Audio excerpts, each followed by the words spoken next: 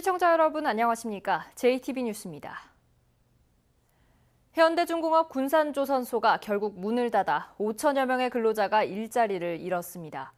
극심한 생계난에 내몰린 근로자들은 내일을 기약할 수 없는 막막한 하루하루를 보내고 있습니다.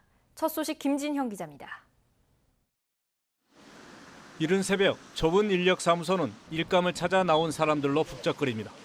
올 초 군산조선소를 그만둔 김민우 씨도 벌써 한 달째 이곳으로 출근하고 있습니다. 생계를 위해 깬 적금도 바닥나 더 이상 기댈 데가 없기 때문입니다. 지금까지 모범원들은 이제 생계를 하다가 이제 정 안 되니까 어차피 실업급여도 끝나고 여기 나오면 돈 나오니까 이렇게 나오고. 가장의 수입이 턱없이 줄어들자 배우자들도 일터로 뛰어들고 있습니다. 하지 말라 그랬었는데 안 할 수는 없고 나와야죠. 자기가 번다고 하지만은 끝이 보이지 않는 생활고가 가정 해체로 이어지는 경우도 있습니다. 김태영 씨는 아이들 교육비도 댈 수 없을 만큼 어려워져 가족이 뿔뿔이 흩어졌습니다. 생활이나 가정적으로나 많이 힘들어졌죠. 저뿐만 아니고 다른 사람도 마찬가지일 겁니다. 군산조선소가 문을 닫으면서 근로자와 가족들은 한 치 앞도 내다볼 수 없는 벼랑 끝으로 내몰리고 있습니다. JTB 뉴스 김진영입니다. 군산조선소 종사자들이 겪는 고통은 이처럼 크지만 정부 대책 발표는 계속 미뤄지고 있습니다. 오는 20일쯤 발표될 정부 대책에 꼭 포함돼야 할 지원 방안을 알아봤습니다. 김철 기자입니다. 정부가 문을 닫은 군산조선소의 대책으로 다양한 대안을 검토하고 있습니다. 군산 시민의 생활 여건 개선과 농업 활성화, 그리고 친환경 자동차 부품 지원과 건설기계 산업 확대 등입니다. 그러나 조선소 종사자들이 원하는 근본 대책은 재가동뿐입니다. 군산에 그 어떤 산업이 오더라도 한때 5천 명 넘게 고용한 조선소를 대체할 수 없기 때문입니다. 재가동 과정에서 주문과 설계 등에 1년 가까이 걸리는 만큼 울산 조선소 물량을 군산으로 가져오는 것도 시급합니다.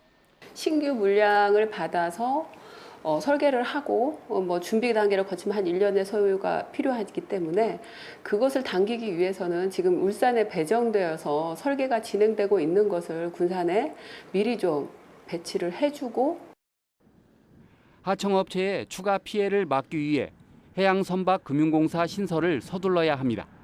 대통령 공약인 선박금융공사를 통해 체계적이고 안정적인 금융 지원이 가능합니다. 금융 지원을 위해 한국해양선박금융공사를 설립하겠습니다. 신규 선박 발주, 노선박 교체, 공공선박 발주, 금융 지원, 해외 항만 개발 등 할 수 있는 모든 정책 수단을 총동원하겠습니다. 정부가 대우조선해양에 1조 원을 주고도 아직 1조 6천억 원이 남은 선박 펀드를 서둘러 군산에 지원하는 방안도 군산경제 활성화의 대안이 될 수 있습니다. JTB 뉴스 김철우입니다. 전주시가 부영주택의 임대료 인상과 관련해 압박 수위를 계속 높여가고 있습니다. 이미 부영을 형사 고발한 데 이어 공정거래위원회에 직권 조사를 요청했습니다. 전국 약 20개 시군과 공동 대응 방안도 모색할 예정입니다. 이승환 기자의 보도입니다. 전주시는 임대료 상승폭은 2.6%가 적정한데도 부영이 5%까지 올렸다며 형사 고발한 상황.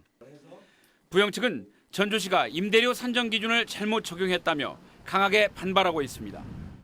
주택임대차보호법에 나와 있는 주거비 물가지수나 인근적 전세가격 변동률을 고려하는 기준이 합당한가 이 문제 커다랗게 의문이 드는 겁니다. 전주시는 하지만 여기서 한 발 더 나아가 공정거래위원회 시장감시국 서비스업 감식과에 직권조사를 요청했습니다. 부영 측이 법정 한도까지 임대료를 올려 서민들의 삶을 옥죄고 있는 만큼 이를 통해 주택법 개정까지 이어간다는 계획입니다. 공정거래위원회에 이런 실상을 낱낱이 이야기하고 또 공정거래위원회에서 조사를 통해서 서민들의 임대료 인하와 또 아울러서 주택법이 개정될 수 있는 근거를 마련하고자 오늘 조사를 요청하게 됐습니다. 현재 부영 임대아파트가 있는 지역에서는 대부분 전주시와 같은 고민을 안고 있습니다.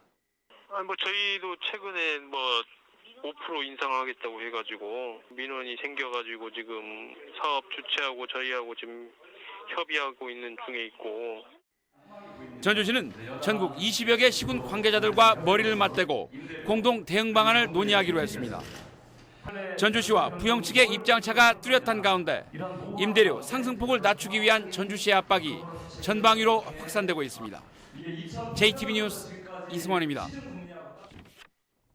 차로를 바꾸는 차량을 골라 일부러 사고를 내고 끼어들기로 몰아 억대 보험금을 타는 일당이 붙잡혔습니다.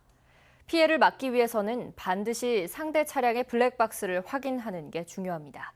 나금동 기자가 보도합니다.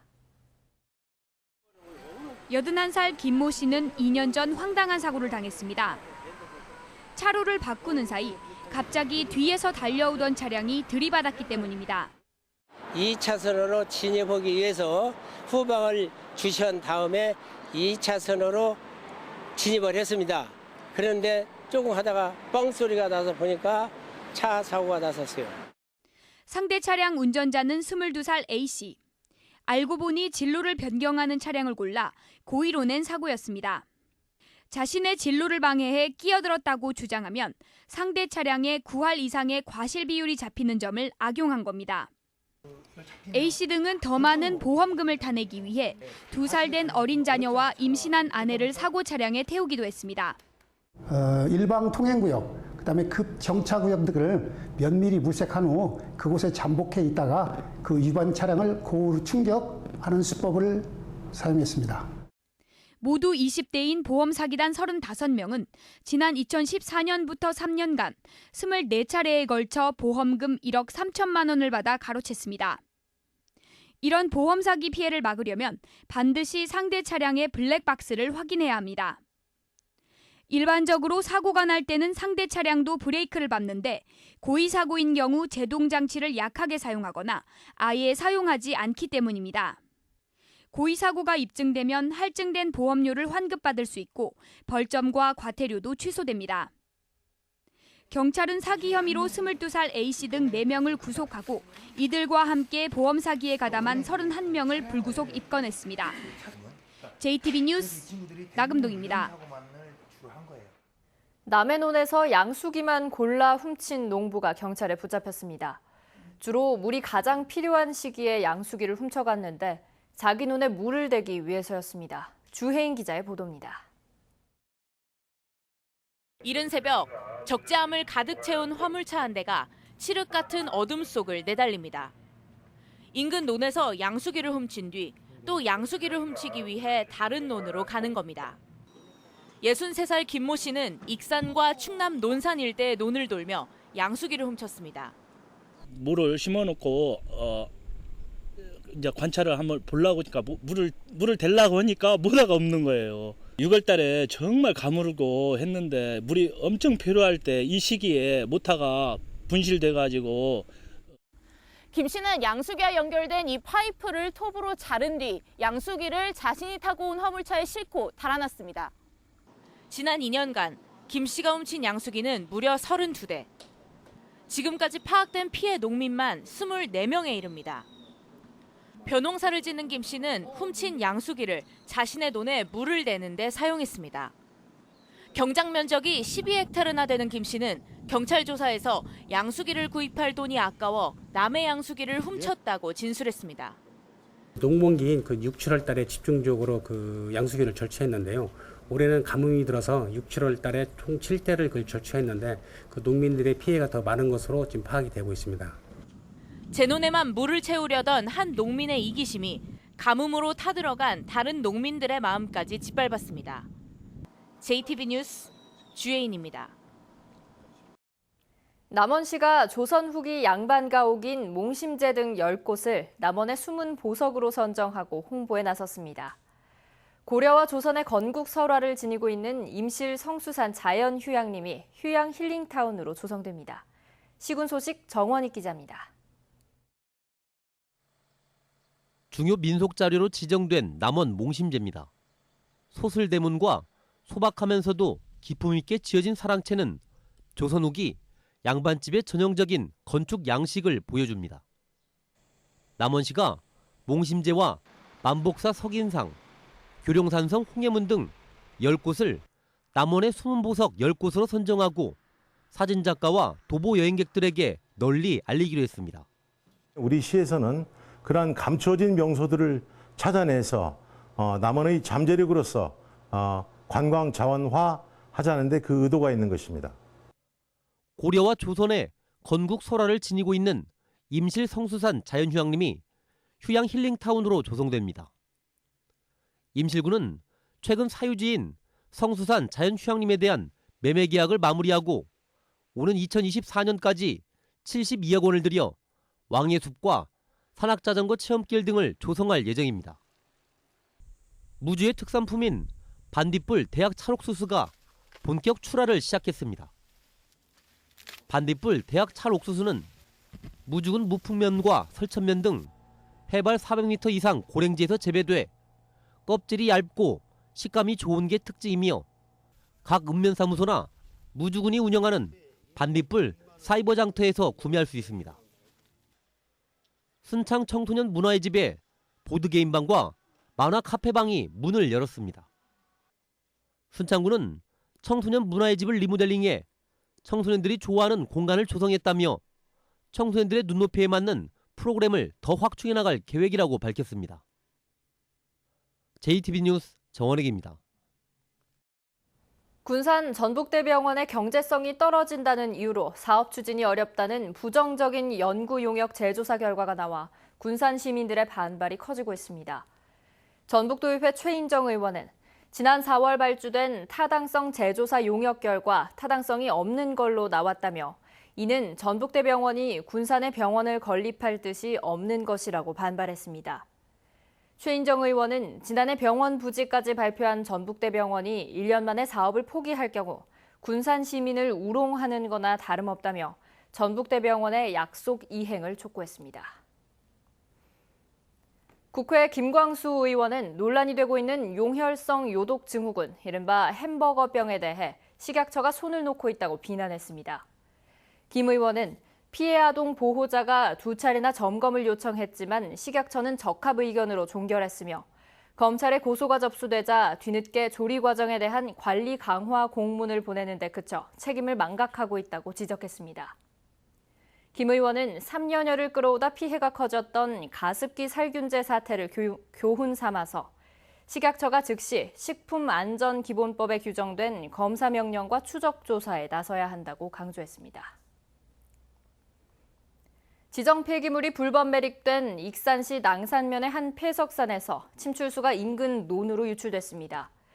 익산시는 어제 폐석산 저주지의 침출수가 많은 비에 넘쳐나면서 인근 논으로 유출되자 양수기를 동원해 논에서 침출수를 수거하고 차단막을 설치했다고 밝혔습니다. 이 폐석산의 침출수 유출은 지난달 26일과 29일에 이어 세 번째입니다. 부안여고 성추행 피해 학생이 20여 명 더 늘었습니다. 전북경찰청은 지난주 부안여고 2, 3학년 학생 360명을 조사한 결과 20여 명이 추가되면서 피해 학생이 모두 50여 명으로 늘었다고 밝혔습니다. 경찰은 부안여고 방학일인 21일 전까지 추가된 피해 학생들에 대한 조사를 모두 마무리할 예정입니다. 전북에는 현재 전주와 정읍 등 8개 시군에 폭염주의보가 내려져 있습니다. 오늘은 구름이 많겠습니다. 낮 최고 기온은 전주 32도 등 30도에서 33도의 분포로 폭염이 시작돼 건강관리에 주의가 필요합니다. 내일과 모레는 대체로 맑은 가운데 낮 최고 기온은 31도에서 34도 분포를 보이며 폭염이 이어지겠습니다. 전주기상지청은 오는 토요일 오후에 다시 약한 비 소식이 있겠고 이번 주 내내 낮 최고 기온이 33도를 오르내리는 무더위가 이어질 것으로 내다봤습니다.